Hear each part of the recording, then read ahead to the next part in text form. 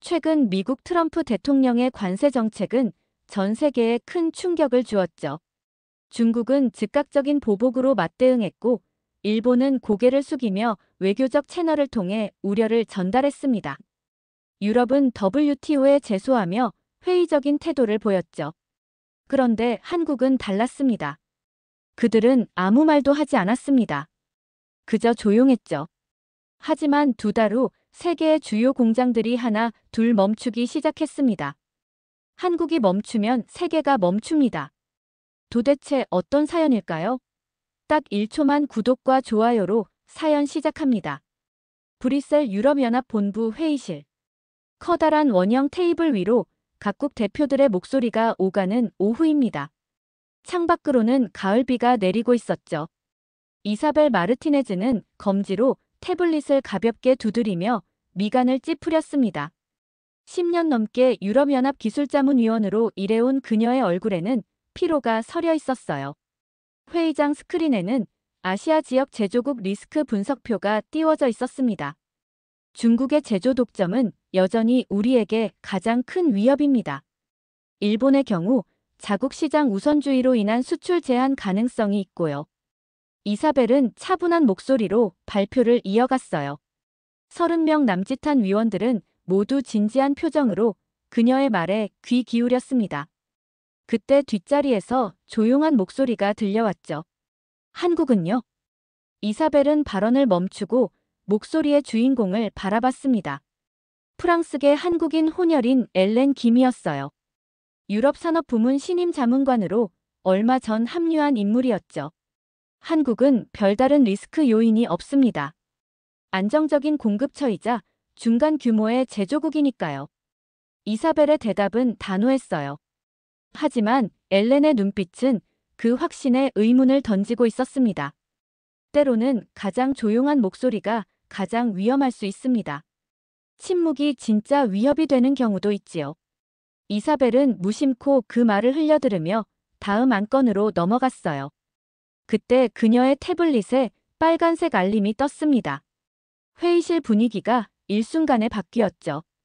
독일 뮌헨에 있는 유럽 최대 전기차 배터리 공장의 생산 라인이 전면 중단되었다는 소식이었어요. 원인이 뭐라고 하나요? 아직 확인 중이라는군요. 레이저 캘리브레이션 오류로 추정된다고 합니다. 그녀는 짧게 회의를 마무리하고 사무실로 돌아왔습니다. 창문 너머로 보이는 브뤼셀의 저녁 풍경은 평화로웠지만 그녀의 마음은 그렇지 않았어요. 전화기에는 연이어 메시지가 들어왔습니다. 이번에는 네덜란드의 자율주행차 센서 공장도 생산에 차질을 빚고 있다는 소식이었죠. 이사벨은 깊은 한숨을 내쉬었어요. 그녀는 여러 해 동안 유럽의 산업 경쟁력 강화를 위해 일해왔습니다. 중국에 대한 의존도를 줄이기 위한 전략을 수립하고 일본의 기술 도입을 위한 협상을 주도해왔죠. 하지만 한국에 대해서는 솔직히 그다지 관심을 두지 않았어요. 그저 안정적인 서플라이어 정도로만 생각했으니까요. 사무실 문이 두드려졌습니다. 엘렌이 들어왔어요. 그녀의 얼굴에는 묘한 표정이 서려 있었습니다. 독일과 네덜란드 공장에 문제가 생겼다고 들었습니다. 네, 기술적 결함인 것 같아요. 곧 해결될 겁니다. 혹시 공통점이 무엇인지 확인해 보셨나요? 이사벨은 쓴웃음을 지었어요. 무슨 말씀이신지. 두 공장 모두 한국산 부품을 사용하고 있다는 점입니다. 레이저 캘리브레이션 모듈과 센서 테스트 장비가 모두 한국에서 온 거죠. 이사벨의 눈이 커졌습니다. 그 순간 그녀의 전화기가 다시 울렸어요. 이번에는 프랑스 툴루즈의 항공기 부품 공장이었습니다. 이사벨은 사무실 벽면 전체를 차지하는 대형 스크린을 응시했습니다. 유럽 전역의 주요 생산시설 현황이 지도 위에 표시되어 있었어요. 빨간색 점들이 하나둘씩 늘어나는 모습이 마치 전염병 확산도를 보는 것 같았죠. 네덜란드, 프랑스, 독일을 시작으로 벨기에, 스페인, 이탈리아까지 각기 다른 산업 분야의 공장들이 연달아 가동을 멈추고 있었습니다. 아직도 우연의 일치라고 생각하시나요? 엘렌이 조용히 물었어요. 이사벨은 입술을 깨물며 깊은 생각에 빠졌습니다. 그녀는 항상 자신의 판단력을 믿어왔어요. 분석과 데이터에 기반한 결정을 내리는 것이 그녀의 전문 분야였으니까요. 하지만 지금은 무언가가 그녀의 직관을 자극하고 있었습니다. 각 공장에서 보고된 문제점들을 다시 확인해 볼까요? 이사벨의 목소리에는 흔들림이 없었어요. 그녀는 키보드를 두드리며 화면을 전환했습니다. 각 시설별 기술 오류 보고서가 나타났죠. 미넨 마이너스 레이저 캘리브레이션 오류 암스테르담 마이너스 센서 테스트 실패 툴루즈 마이너스 메모리 칩 품질 검사 탈락 브리셀 마이너스 디스플레이 모듈 동기화 장애 밀라노 마이너스 통신 인터페이스 불안정. 이사벨은 각 보고서를 열심히 살펴보았어요. 겉으로 보기에 이 문제들은 전혀 연관성이 없어 보였습니다. 서로 다른 기술, 다른 제조사, 다른 용도의 부품들이었으니까요. 그녀는 이마를 짚으며 한숨을 내쉬었어요. 모든 문제의 원인이 정확히 무엇인지 파악하려면 시간이 더 필요할 것 같습니다. 그때 엘렌이 다가와 화면을 가리켰어요. 이 부품들의 원산지를 확인해 볼까요? 두 사람은 수십 개의 기술 명세서와 공급망 데이터를 분석하기 시작했습니다. 밤은 깊어갔지만 그들의 작업은 계속되었어요. 이사벨은 커피를 마시며 눈을 비볐습니다. 그리고 마침내 그녀는 패턴을 발견했죠. 이건 믿기 어려운데. 이사벨의 목소리에 충격이 묻어났어요. 모든 문제가 발생한 부품들, 그 핵심 모듈들이 모두 한국가에서 왔다는 사실을 확인했으니까요. 뜯어보니 전부 한국산이네요. 엘렌은 고개를 끄덕였어요. 표면적으로는 다양한 글로벌 기업들의 제품처럼 보이지만 내부 핵심 부품들은 대부분 한국 기업들이 만든 겁니다. 하지만 어떻게 이런 일이? 우리가 어떻게 이런 의존도를 미처 파악하지 못했을까요? 이사벨은 혼란스러웠습니다. 그녀는 항상 유럽의 기술 독립성을 주장해왔어요. 중국과 미국 사이에서 유럽만의 기술 주권을 확보하는 것이 그녀의 사명이었죠. 그런데 지금 한국이라는 변수를 완전히 간과하고 있었다는 사실이 드러난 겁니다. 한국 기업들은 항상 조용했어요. 그들은 화려한 선전이나 경제적 압박 없이 그저 최고의 품질과 기술력으로 시장에 침투해왔습니다. 엘렌의 설명에 이사벨은 깊은 생각에 잠겼어요. 그녀는 창가로 다가가 브뤼셀의 야경을 바라봤습니다. 불빛들이 반짝이는 도시가 평화롭게 보였지만 그 아래에서는 유럽 산업의 심장이 위태롭게 뛰고 있었어요. 이제 어떻게 해야 할까요? 이사벨이 물었습니다. 그녀의 목소리에는 결의가 담겨 있었어요. 진실을 파헤쳐야 합니다. 한국 기술에 대한 우리의 의존도가 정확히 얼마나 되는지, 왜 이런 상황이 갑자기 발생했는지 말이죠. 엘렌은 고개를 끄덕였어요. 네, 그리고 우리는 이 상황을 더 넓은 맥락에서 봐야 할 것 같습니다. 무슨 의미인가요? 기술만이 아니라 문화적인 측면도 살펴봐야 한다는 뜻입니다. 혹시 조카분과 연락할 수 있을까요? 이사벨은 의아한 표정을 지었어요. 그녀의 조카 소피아는 이사벨이 일하는 브뤼셀 근처 공장에서 실습 중이었습니다. 하지만 그녀가 이 상황과 무슨 관련이 있을까요? 소피아요? 그 아이가 왜? 그녀가 한국 문화에 관심이 많다고 들었습니다.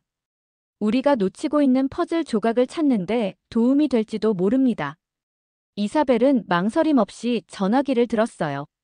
그녀는 본능적으로 이것이 단순한 기술적 문제가 아니라는 것을 느꼈습니다. 그리고 그 직감은 곧 현실이 되리라는 것을 그녀는 아직 알지 못했어요. 다음 날 아침, 브뤼셀 외곽의 한 카페. 커피 향이 가득한 공간에 이사벨과 그녀의 조카 소피아가 마주 앉아 있었습니다. 26살의 소피아는 검은 머리에 화려한 귀걸이를 하고 있었어요. 공학도답지 않게 화려한 패션 센스가 돋보이는 젊은 여성이었습니다. 이모, 웬일이세요? 평소엔 일 때문에 바쁘시다며 만나기 어려웠잖아요. 소피아의 목소리에는 장난기가 묻어났어요. 이사벨은 미소를 지으며 조카의 손을 꼭 잡았습니다. 사실 그녀는 조카와 자주 시간을 보내지 못한 것을 항상 미안하게 생각하고 있었어요. 요즘 공장에서 일은 어때? 특별히 문제 같은 건 없니? 소피아는 커피를 한 모금 마시며 고개를 갸웃했습니다. 글쎄요. 어제 센서 모듈 테스트에서 오류가 좀 있었어요. 하지만 대수롭지 않은 일이라 그랬죠. 그 센서에 대해 좀 더 자세히 말해줄 수 있을까? 이사벨의 눈빛이 진지해졌어요. 소피아는 잠시 생각하더니 태블릿을 꺼내 몇 가지 사진을 보여주었습니다. 이건 우리가 사용하는 센서 모듈이에요. 겉으로 보기에는 독일 브랜드처럼 보이지만 사실 내부 칩셋은 전부 한국에서 만든 거예요. 우리 팀장님이 그러는데 이 부품 없이는 전체 시스템이 작동하지 않는다고 하셨어요. 이사벨은 호기심 어린 눈빛으로 사진을 자세히 살펴보았습니다. 그녀의 직감이 맞았어요. 표면적으로는 유럽 제품으로 보이는 부품들의 내부에는 한국 기술이 숨겨져 있었던 겁니다. 이 부품들이 왜 갑자기 문제를 일으키기 시작했는지 알아? 소피아는 어깨를 으쓱했어요. 글쎄요. 정확한 원인은 모르겠어요. 다만 최근에 한국 본사에서 펌웨어 업데이트가 있었다고 들었어요. 그 이후로 간헐적인 오류가 발생하기 시작했다고 하더라고요. 이사벨은 깊은 생각에 잠겼습니다. 그녀의 머릿속에서 퍼즐 조각들이 하나둘씩 맞춰지기 시작했어요. 소피아, 넌 한국 문화에 관심이 많다고 들었는데 어떻게 그렇게 되었니? 소피아의 얼굴이 환하게 밝아졌습니다. 아, 그건 제가 케이팝을 좋아하게 되면서부터예요. 처음에는 음악만 들었는데 점점 한국 드라마, 영화, 음식까지 어느새 한국 제품도 많이 사용하게 됐어요. 어떤 제품들을 사용하고 있는데? 휴대폰은 삼성이고 이어폰은 갤럭시 버즈, 화장품도 한국 브랜드를 쓰고 있어요. 아, 그리고 이 센서요. 이거 광고에 제가 좋아하는 케이팝 그룹이 나왔던 거 기억 안 나세요? 이사벨은 놀란 표정을 지었어요. 광고. 어떤? 작년에 나온 광고예요. 기술 제품 광고인데 배경음악으로 케이팝이 나오고 유명 아이돌 그룹이 출연했어요. 당시에는 한국 회사가 만든 부품인지 몰랐는데 공장에서 일하면서 알게 됐죠. 이사벨의 머릿속에 번개가 치는 듯한 깨달음이 찾아왔습니다. 기술과 문화의 연결고리, 그녀가 놓치고 있던 중요한 요소였어요. 혹시 내 또래 친구들 중에 한국 문화를 좋아하는 사람들이 많니? 소피아는 웃으며 고개를 끄덕였어요. 많죠. 요즘은 거의 유행이에요. 유럽 젊은이들 사이에서 한국 문화는 이제 주류가 됐다고 해도 과언이 아니에요.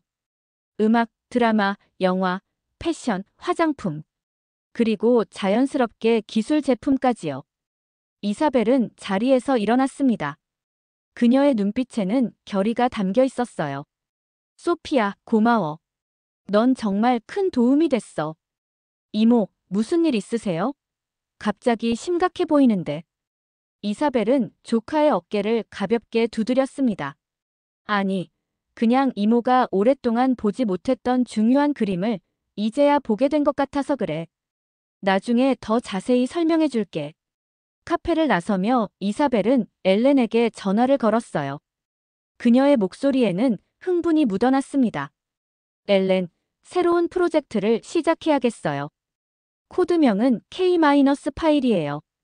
우리가 지금까지 간과했던 한국의 영향력, 기술뿐만 아니라 문화적 측면까지 포함해서 철저히 조사해야 합니다. 전화기 너머로 엘렌의 차분한 목소리가 들려왔어요.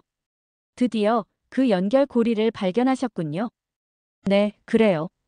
이건 단순한 기술 의존도 문제가 아니에요. 더 깊고 더 광범위한 일종의 문화적 혁명이자 산업 패러다임의 전환점인 것 같아요. 바람이 이사벨의 머리카락을 흐트렸습니다. 그녀는 하늘을 올려다보았어요. 오랫동안 그녀가 믿어왔던 세계 질서에 대한 인식이 서서히 무너지고 있었습니다. 그리고 그 자리에 새로운 현실이 모습을 드러내고 있었죠. 한국이라는 작지만 강력한 나라가 조용히 하지만 확실하게 세계의 중심으로 들어오고 있었어요. 이제 진실을 파헤칠 시간이군요. 이사벨은 중얼거리며 발걸음을 재촉했습니다. 그녀의 마음속에는 이미 다음 단계를 위한 계획이 그려지고 있었어요. 유럽연합 본부 지하 3층. 평소에는 거의 사용되지 않는 작은 회의실이 갑자기 활기를 띠기 시작했습니다. 벽면에는 각종 차트와 지도, 사진들이 빼곡히 붙어 있었어요. 테이블 위에는 노트북과 태블릿, 두꺼운 서류 뭉치들이 흩어져 있었죠. 이사벨과 엘렌은 3주 동안 이곳에서 거의 살다시피 했습니다. 이건 정말 놀라운 발견이에요. 이사벨은 커다란 원형 그래프가 그려진 화면을 손가락으로 가리켰어요. 그래프에는 유럽 주요 산업 분야별로 한국 기술에 대한 의존도가 표시되어 있었습니다. 배터리 기술 82%, 디스플레이 71%, 고속통신 모듈 76%, 메모리 반도체 88%. 이 숫자들이 사실이라면 우리는 이미 한국 안에서 움직이고 있었던 거예요. 엘렌은 고개를 끄덕이며 다른 차트를 가리켰습니다. 더 흥미로운 건 이 의존도가 최근 5년 동안 급격히 증가했다는 점이에요. 마치 계획된 것처럼요. 이사벨은 깊은 한숨을 내쉬었어요. 그녀는 지난 몇 주 동안 잠을 제대로 이루지 못했습니다. 매일 밤 새로운 데이터를 분석하고 더 많은 정보를 수집하며 이 거대한 퍼즐을 맞추려 노력했죠. 그리고 이제 그 그림이 점점 뚜렷해지고 있었어요. 우리가 중국의 위협에 모든 관심을 쏟는 동안 한국은 조용히 우리 산업의 심장부에 자리 잡았어요. 그것도 우리가 전혀 알아차리지 못하게 말이죠. 엘렌은 커피를 한 모금 마시며 말했습니다. 그들의 전략은 정말 놀랍습니다. 표면적으로는 다른 나라들의 브랜드와 협력하면서 내부에는 자국의 핵심 기술을 심어 놓았으니까요. 하지만 왜 지금 이런 문제가 발생하기 시작한 걸까요? 왜 갑자기 한국산 부품들이 동시다발적으로 오작동하기 시작한 거죠? 이사벨의 질문에 엘렌은 잠시 생각에 잠겼어요. 그리고 태블릿을 집어들어 몇 가지 뉴스 기사를 보여주었습니다. 이걸 보세요. 최근 유럽연합이 아시아 시장 진출을 위한 새로운 관세 정책을 발표했잖아요. 그 중에서도 한국에 대한 반도체 수출 규제 강화 조항이 있었습니다. 이사벨은 눈을 크게 뜨며 기사를 자세히 읽었어요. 그녀는 그 정책 결정에 참여했지만 당시에는 그것이 큰 문제가 될 거라고 생각하지 않았습니다. 한국은 그저 여러 아시아 국가 중 하나일 뿐이라고 여겼으니까요. 그럼 이건 일종의 경고인 거군요. 한국이 우리에게 보내는 메시지라고요? 엘렌은 고개를 끄덕였어요. 아마도요. 직접적인 보복이나 협박 대신 그들은 그저 자신들의 존재감을 상기시켜주는 방식을 택한 것 같습니다. 이사벨은 벽에 붙은 세계 지도를 바라보았어요. 한국이라는 작은 나라가 새삼 다르게 보였습니다. 그녀는 이제야 그 나라의 진정한 영향력을 이해하기 시작한 것 같았어요. 그런데 소피아의 이야기를 듣고 나서 떠오른 생각이 있어요. 한국의 영향력은 단순히 기술적인 측면에만 국한되지 않는 것 같아요. 문화적 측면도 철저히 조사해 볼 필요가 있습니다. 이사벨의 제안에 엘렌은 미소를 지었어요. 그녀는 서랍에서 또 다른 파일을 꺼내 테이블 위에 펼쳤습니다. 그곳에는 K-팝, 한국 드라마, 한국 영화, 한국 음식 등 문화 콘텐츠의 유럽 내 소비 패턴에 관한 데이터가 정리되어 있었죠. 이미 조사해 두었어요. 결과는 더욱 놀랍습니다. 두 사람은 다시 자료에 파묻혔어요. 시간이 흐르고 밤이 깊어졌지만 그들의 작업은 계속되었습니다. 이사벨은 점점 더 충격적인 사실들을 발견하게 되었어요. 한국 문화 콘텐츠를 소비하는 유럽인들이 한국 제품을 구매할 확률이 일반인들보다 3배 이상 높다는 통계, K-팝 콘서트가 열리는 도시에서 한국산 전자제품 판매량이 급증한다는 데이터 등 놀라운 상관관계가 드러났습니다. 이건 단순한 우연이 아니에요. 정교하게 계획된 전략이죠. 문화를 전면에 내세우고 그 뒤로 기술을 침투시키는 엘렌은 차분하게 대답했어요. 한국이 개발한 소프트 파워와 하드 파워의 완벽한 결합입니다. 그들은 먼저 사람들의 마음을 사로잡았고 그 다음 기술로 시장을 장악했어요. 이사벨은 자리에서 일어나 창가로 걸어갔습니다. 밤하늘에 별들이 반짝이고 있었어요. 그녀의 마음속에는 혼란과 경외감이 공존하고 있었습니다. 오랫동안 그녀가 간과해온 진실, 유럽이 무심코 빠져들고 있던 의존의 그물망이 이제 선명하게 보였어요. 이 모든 정보를 바탕으로 보고서를 작성해야겠어요. 하지만 단순히 내부 보고서로 끝나서는 안 될 것 같아요. 더 큰 무대가 필요합니다. 엘렌이 물었어요. 어떤 무대를 생각하고 계신가요? 이사벨의 눈빛이 결연해졌습니다. 다음 주에 하이델베르크에서 국제경제포럼이 열립니다. 전 세계 경제 전문가들과 정책 입안자들이 모이는 자리죠. 거기서 이 내용을 발표하고 싶어요. 파장이 엄청날 텐데요. 그래야만 해요. 우리는 너무 오랫동안 잠들어 있었어요. 이제 깨어날 시간입니다.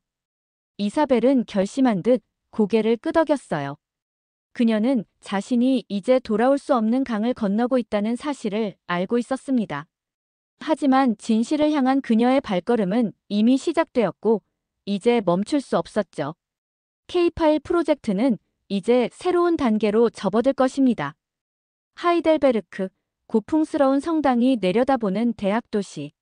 수백 년 된 건물들 사이로 현대적인 컨벤션 센터가 자리 잡고 있었습니다. 국제경제포럼이 열리는 이곳에는 전 세계에서 모인 경제 전문가들과 정책 입안자들로 북적였어요. 이사벨은 발표 자료가 담긴 태블릿을 꼭 쥐고 대기실에 앉아 있었습니다. 정말 이대로 진행하실 겁니까? 엘렌이 걱정스러운 목소리로 물었어요. 이사벨은 깊은 숨을 내쉬며 고개를 끄덕였습니다. 그녀의 표정에는 불안과 결의가 교차하고 있었어요. 네, 이대로 가야 해요. 이건 단순히 기술적인 분석이 아니라 우리의 미래에 관한 문제니까요. 지난 일주일 동안 이사벨은 거의 잠을 이루지 못했습니다. 발표 자료를 준비하고 데이터를 재확인하고 가능한 모든 반론에 대비하느라 밤을 새웠죠. 그녀는 자신이 일으킬 파장을 잘 알고 있었어요. 하지만 이미 결심을 굳혔습니다. 이사벨 마르티네즈 박사님, 5분 후에 입장해 주시기 바랍니다. 스태프의 안내를 받고 이사벨은 자리에서 일어났어요. 엘렌이 그녀의 손을 꼭 잡았습니다. 힘내세요. 저는 항상 박사님 편입니다. 이사벨은 미소를 지었어요. 그리고 대형 컨퍼런스홀로 향했습니다. 300명이 넘는 청중들 앞에 선 그녀는 잠시 숨을 고르며 주변을 둘러보았어요. 유럽연합 관료들, 미국 대표단, 아시아 각국의 경제 전문가들, 그리고 맨 뒷줄, 구석진 자리에 앉아있는 한국 대표단의 모습도 보였습니다. 안녕하십니까? 이사벨 마르티네즈입니다. 유럽연합기술자문위원회 소속이지만 오늘은 개인 자격으로 이 자리에 섰습니다. 그녀의 목소리는 차분했어요. 스크린에는 K-파일 보이지 않는 의존성의 지도라는 제목이 나타났습니다. 지난 수십 년간 우리는 세계 경제의 주요 위험 요소와 의존성을 분석하며 중국과 미국이라는 두 강대국 사이에서 균형을 맞추려 노력해왔습니다. 하지만 우리가 간과한 중요한 변수가 있었어요. 이사벨은 버튼을 눌러 다음 슬라이드로 넘겼습니다. 세계 지도가 나타났고 한국이 붉은색으로 강조되었어요. 바로 한국입니다. 면적으로는 작지만 기술적 영향력으로는 어쩌면 세계에서 가장 중요한 나라일지도 모릅니다. 청중들 사이에서 작은 술렁임이 일었어요. 이사벨은 계속해서 데이터를 보여주기 시작했습니다. 유럽 주요 산업 분야별 한국 기술 의존도, 최근 발생한 기술적 문제들의 연관성, 그리고 그 뒤에 숨겨진 패턴들까지 상세하게 설명했어요. 우리의 분석 결과 유럽 핵심 산업의 70% 이상이 한국 기술에 직간접적으로 의존하고 있습니다. 특히 배터리 기술과 메모리 반도체 분야에서는 그 의존도가 80%를 넘어섭니다. 이사벨의 발표가 진행될수록 회의장의 분위기는 점점 더 긴장감으로 가득 찼어요. 유럽 대표들의 얼굴에는 충격과 불안이 서렸고 미국과 중국 대표단은 서로 눈빛을 교환했습니다. 반면 한국 대표단은 여전히 조용히 앉아 발표를 지켜보고 있었어요. 가장 놀라운 점은 이 의존도가 어떻게 형성되었는지입니다. 한국은 강압적인 경제 정책이나 노골적인 시장 장악을 시도하지 않았어요. 대신 그들은 최고의 품질과 기술력으로 조용히 하지만 확실하게 세계 시장의 핵심 부분을 차지해왔습니다. 청중 사이에서 질문이 나왔어요. 그렇다면 최근의 기술적 문제들은 한국의 의도적인 행동이라고 보십니까? 이사벨은 잠시 생각한 후 대답했습니다. 직접적인 증거는 없습니다. 다만 이 문제들이 유럽의 새로운 아시아 시장 정책 발표 직후에 발생했다는 점은 주목할 만해요. 우연의 일치일 수도 있고 아니면 우리에게 보내는 메시지일 수도 있겠죠. 발표는 예상보다 더 큰 반향을 일으켰어요. 일부 유럽 대표들은 분노를 감추지 못하며 추가 조사를 요구했고 일본 대표단은 한국에 대한 견제 필요성을 언급했습니다. 미국 대표단은 자국의 기술 주권에 대해 다시 한번 생각해보겠다는 발언을 남겼고요. 하지만 이사벨의 발표는 아직 끝나지 않았습니다. 그녀는 새로운 슬라이드를 띄웠어요. 문화적 영향력 보이지 않는 파도라는 제목이 나타났죠. 지금까지 한국 기술에 대한 의존도를 말씀드렸습니다. 하지만 더 놀라운 발견이 있습니다. 한국은 기술뿐만 아니라 문화를 통해서도 세계 시장에 영향을 미치고 있어요. 이사벨은 K-팝, 한국 드라마, 영화 등 문화 콘텐츠의 세계적 확산 현황을 보여주었습니다. 그리고 이어서 문화 소비와 제품 구매 사이의 강력한 상관관계를 나타내는 데이터를 공개했어요. 우리의 연구에 따르면 한국 문화 콘텐츠를 정기적으로 소비하는 사람들은 한국 제품을 구매할 확률이 일반인보다 3배 이상 높습니다. 이는 단순한 우연이 아닌 문화와 산업이 결합된 전략적 접근법의 결과로 보입니다. 청중들 사이에서 다시 한번 술렁임이 일었어요.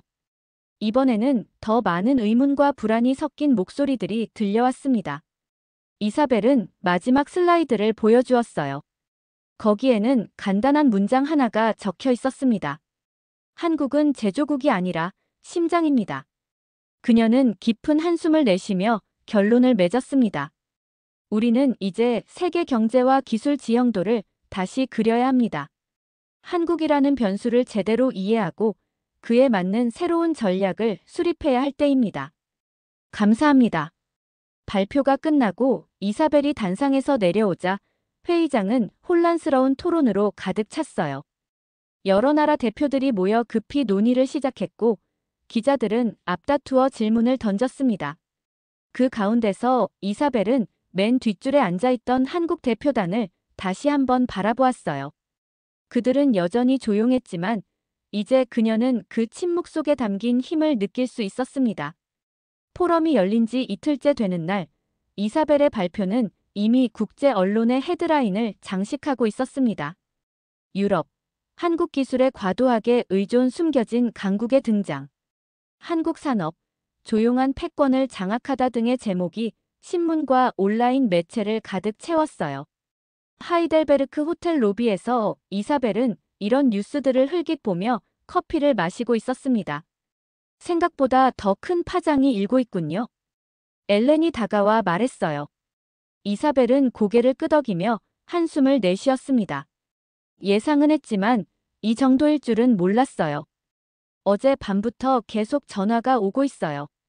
유럽연합 본부에서도 각국 정부에서도. 후회하시나요? 이사벨은 잠시 생각에 잠겼어요. 그녀는 커피잔을 천천히 돌리며 물었습니다. 아니요, 후회는 없어요. 다만 이제 와서야 깨닫게 된 것이 부끄러울 뿐이죠. 우리가 얼마나 오만했는지, 얼마나 근시안적이었는지. 그때 그녀의 휴대폰이 울렸어요. 화면을 확인한 이사벨은 놀란 표정을 지었습니다. 소피아예요. 그녀는 전화를 받았어요. 조카의 목소리가 흥분된 톤으로 들려왔습니다. 이모, 뉴스 봤어요. 이모가 그런 발표를 할 줄은 정말 몰랐어요. 지금 우리 또래 사이에서 이모 발표 내용이 엄청 화제가 되고 있어요. 이사벨은 미소 지었어요. 그래. 어떤 반응이니? 사실 반응이 갈리는 것 같아요. 한국 문화를 좋아하는 친구들은 드디어 우리의 힘을 인정받았다면서 좋아하는 분위기고, 또 다른 친구들은 이게 정말 위험한 상황인가 하고 걱정하기도 해요. 이사벨은 창밖을 바라보았습니다. 오래된 하이델베르크 성이 멀리 보였어요. 두 의견 모두 타당해. 이건 위험하면서도 동시에 인정해야 할 현실이니까. 전화를 끊고 나서 이사벨은 다시 엘렌에게 시선을 돌렸어요. 오후 발표를 위한 준비가 필요했습니다. 첫 번째 발표가 기술적 측면에 초점을 맞췄다면, 오늘은 문화적 영향력에 대해 더 깊이 다룰 예정이었어요. 준비 다 되셨나요? 이번 발표는 어제보다 더 논란이 될 수도 있을 텐데. 이사벨은 결연한 표정으로 고개를 끄덕였습니다. 네, 준비됐어요. 이제 돌아갈 수 없는 강을 건넜으니 끝까지 가봐야죠. 오후 세션이 시작되었습니다. 어제보다 더 많은 청중이 모였어요. 이사벨은 단상에 서서 회의장을 둘러보았습니다. 긴장감이 공기 중에 감돌았어요. 어제 우리는 한국 기술에 대한 세계의 의존도에 대해 이야기했습니다. 오늘은 그보다 더 깊고 어쩌면 더 중요할 수도 있는 측면을 살펴보려 합니다. 바로 문화적 영향력이죠. 이사벨은 슬라이드를 넘겼어요. 화면에는 K-팝은 감정의 배선이다라는 제목이 나타났습니다. 문화는 단순한 엔터테인먼트가 아닙니다. 그것은 사람들의 사고방식, 가치관, 그리고 소비 패턴까지 형성하는 강력한 도구예요. 한국은 이 점을 정확히 이해하고 활용해왔습니다. 그녀는 전 세계 K-팝 팬덤의 규모와 분포를 보여주는 지도를 띄웠어요. 유럽, 아메리카, 아시아 전역에 걸쳐 수천만 명의 팬들이 존재한다는 데이터가 제시되었습니다. 이들은 단순한 음악 소비자가 아닙니다. 그들은 한국 문화와 가치, 나아가 한국 제품에 대한 자발적 홍보대사가 되고 있어요. 청중 속에서 작은 웃음소리가 들렸습니다. 일부는 이 주장을 과장된 것으로 여기는 듯 했어요. 하지만 이사벨은 흔들림 없이 계속했습니다. 제 조카 소피아는 20대 후반의 공학도입니다. 그녀는 K-팝 팬이 되기 전에는 평범한 유럽 브랜드 제품을 사용했어요. 하지만 K-팝에 빠진 후 그녀는 한국 휴대폰, 한국 화장품, 한국 가전제품으로 차례차례 바꾸기 시작했습니다. 그리고 그녀만이 아니에요. 이사벨은 한국 문화 콘텐츠 소비와 한국 제품 구매 사이의 상관관계를 보여주는 그래프를 공개했어요. 데이터는 명확했습니다. K-팝이나 한국 드라마를 즐기는 사람들은 그렇지 않은 사람들보다 한국 제품을 구매할 확률이 3배 이상 높았어요. 우리가 소피아 세대를 대상으로 실시한 심층 인터뷰 결과 그들은 좋아하는 아이돌이 광고하는 제품이라서, 한국 드라마에서 봤던 제품이라서 등의 이유로 구매 결정을 한다고 합니다. 이것은 단순한 소비자 선택이 아니라 감정적 연결에 기반한 선택이에요. 이사벨은 잠시 말을 멈추고 물을 한 모금 마셨습니다. 그리고 다시 시선을 청중에게 돌렸어요. 제가 이것을 감정의 배선이라고 부르는 이유는 문화적 콘텐츠가 소비자의 감정, 회로를 새롭게 연결하기 때문입니다. 평범한 물건이 특별한 의미를 갖게 되고 단순한 브랜드가 정체성의 일부가 되는 거죠. 청중 속에서 질문이 나왔어요. 그렇다면 이것이 한국의 의도적인 전략이라고 보십니까? 이사벨은 신중하게 대답했습니다. 직접적인 증거는 없습니다. 다만 한국 정부가 일찌감치 문화 산업에 막대한 투자를 했다는 사실, 그리고 문화 콘텐츠와 산업 제품 간의 연계 마케팅이 매우 체계적으로 이루어진다는 점은 우연으로 보기 어렵습니다. 그녀는 다음 슬라이드로 넘어갔어요. 한국 기업들이 K-팝 아이돌을 활용한 글로벌 마케팅 사례들이 나열되었습니다. 이것은 소리 없이 침투한 전략 무기와도 같습니다. 군사력도 경제적 압박도 없이 사람들의 마음을 사로잡는 방식이죠. 그리고 그 효과는 우리가 생각했던 것보다 훨씬 더 광범위하고 깊습니다. 이사벨의 발표는 첫날보다 더 많은 논란을 불러일으켰어요. 일부 청중은 이것이 과장된 분석이라며 반박했고, 또 다른 이들은 충격과 우려를 표했습니다. 하지만 그 누구도 제시된 데이터 자체를 부정하지는 못했어요. 발표를 마치고 단상에서 내려온 이사벨에게 여러 질문이 쏟아졌습니다. 그 중에서도 한 젊은 기자의 질문이 그녀의 마음에 남았어요. 마르티네즈 박사님, 한국의 이러한 영향력을 어떻게 평가하십니까? 위협으로 보십니까? 아니면 하나의 현상으로 보십니까? 이사벨은 잠시 생각한 후 대답했습니다. 저는 이것을 새로운 세계 질서의 신호로 봅니다. 군사력이나 경제 규모만으로 국가의 영향력을 평가하던 시대는 지났어요. 이제는 기술력과 문화적 매력, 그리고 그것들을 결합하는 능력이 국가의 진정한 힘을 결정합니다. 한국은 그 점을 누구보다 잘 이해하고 있었던 거죠. 하이델베르크 국제경제포럼의 마지막 날, 회의장 분위기는 처음과는 사뭇 달라져 있었습니다. 이사벨의 연이은 발표로 인해 기존의 의제들은 뒤로 밀리고 한국이라는 변수를 중심으로 새로운 논의들이 펼쳐지고 있었어요. 유럽연합 집행위원들은 긴급 회의를 소집했고 각국 대표단들은 자국 정부와 연락을 주고받으며 대응 방안을 모색하고 있었습니다. 이사벨은 회의장 한쪽 구석에 마련된 작은 라운지에 앉아 있었어요. 그녀 앞에는 커피 한 잔과 태블릿이 놓여 있었습니다. 연이은 발표와 질의응답으로 그녀는 지쳐 보였지만 눈빛만큼은 여전히 또렷했어요. 괜찮으세요? 엘렌이 다가와 물었습니다. 이사벨은 미소를 지으며 고개를 끄덕였어요. 네, 생각보다 훨씬 힘들었지만 해야 할 일을 했다는 생각에 후련합니다. 엘렌은 이사벨 옆에 앉았어요.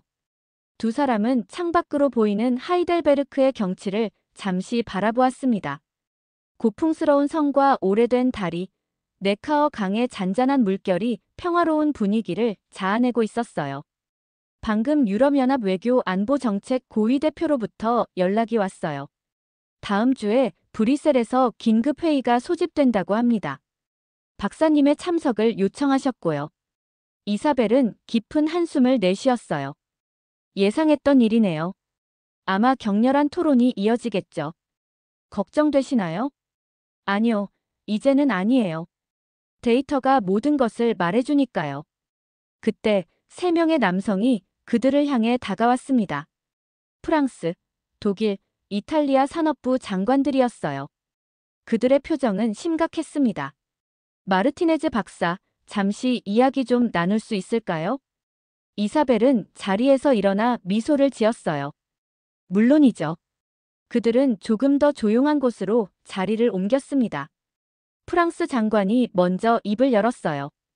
박사님의 발표는 매우 충격적이었습니다. 특히 한국 기술에 대한 의존도가 그렇게 높다는 사실이. 독일 장관이 이어받았습니다.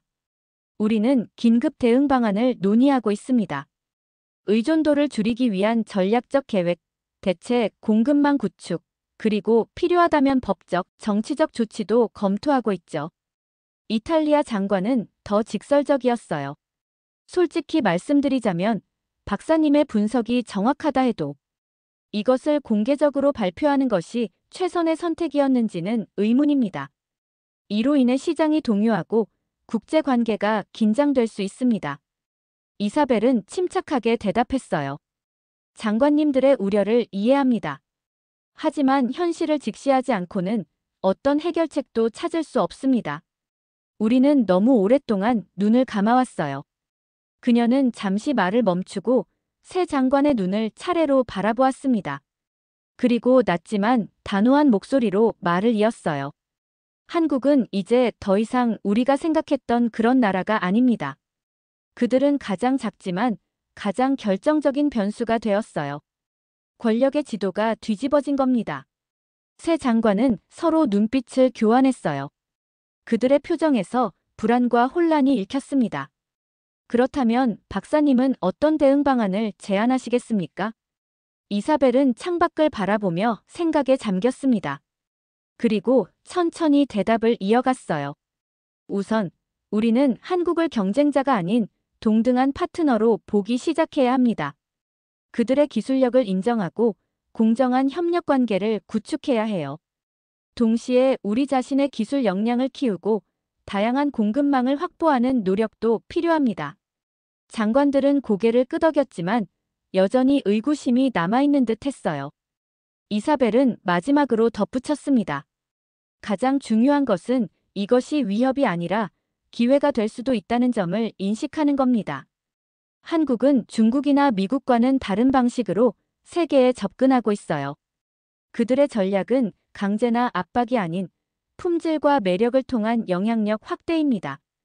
우리도 그들로부터 배울 점이 많아요. 회의가 끝나고 장관들이 자리를 떠난 후 이사벨은 다시 라운지로 돌아왔어요. 엘렌이 기다리고 있었습니다. 어땠어요? 이사벨은 피로한 미소를 지었어요. 예상대로였어요.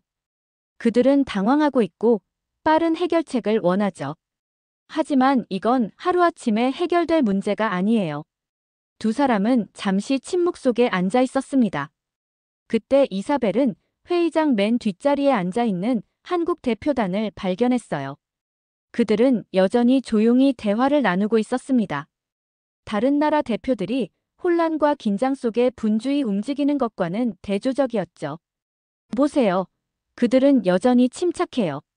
엘렌도 그 방향을 바라보았어요. 네, 그들은 이미 알고 있었으니까요.